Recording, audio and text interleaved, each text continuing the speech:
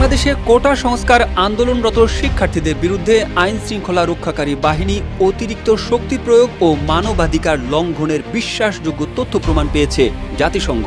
যে কোনো পরিস্থিতিতে পদক্ষেপ নিতে প্রস্তুত জাতিসংঘের শান্তিরক্ষা মিশনের অন্যতম শীর্ষ শান্তিরক্ষী প্রেরণকারী দেশ হিসেবে আমরা বাংলাদেশকে মনে করিয়ে দিতে চাই তারা যেন মানবাধিকারকে সম্মান জানায়।